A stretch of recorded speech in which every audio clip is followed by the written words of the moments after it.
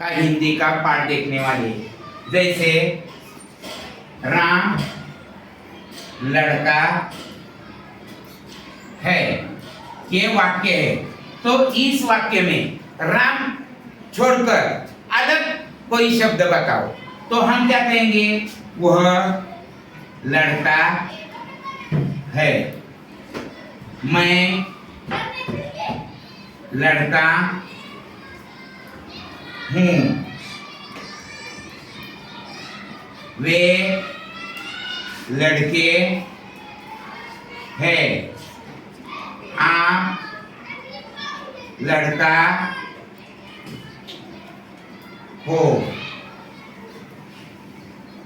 तो इसमें राम के यहाँ हमने अलग अलग शब्द बता लिखे, वह, मैं, वे, आप। इसे ही जैसे ये राम एक संज्ञा है, राम यह संज्ञा है, तो इस संज्ञा के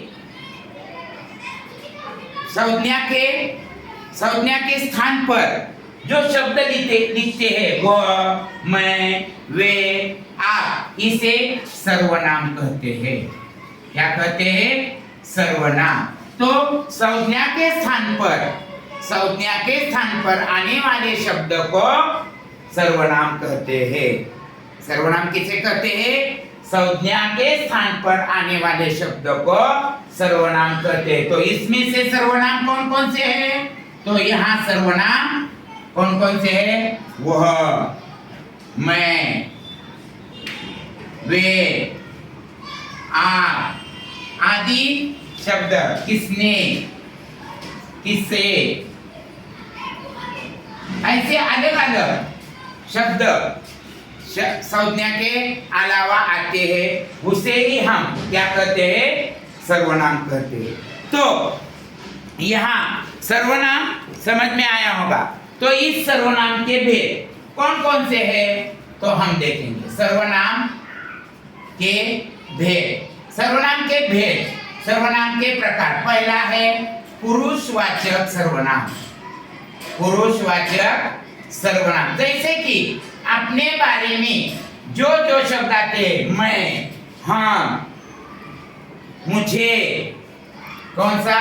मुझे, स्वयं, मैं, खुद, वह, वे, तू, उसे, ये जो शब्द है वह सब शब्द हम संज्ञा के स्थान पर लिखते हैं, तो उसे पुरुषवाचक सर्वनाम कहते हैं। दूसरा है पुरुषवाचक सर्वनाम निश्चयवाचक सर्वनाम। निश्चयवाचक सर्वनाम, निश्चयवाचक यानी निश्चय, ठाम, जैसे कि यह लड़का है, वह लड़का है, यह, वह,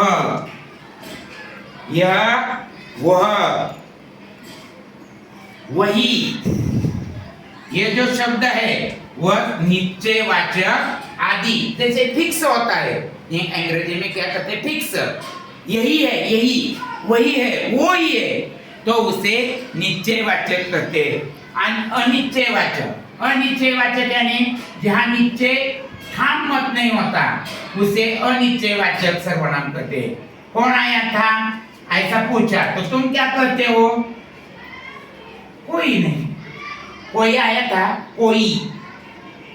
कोई, यहाँ मालूम नहीं है आने वाला, कोई, तूने कुछ ले लिया, तूने कुछ खरीदा, क्या खरीदा ये मालूम नहीं, कुछ। तो यहाँ कौन आया?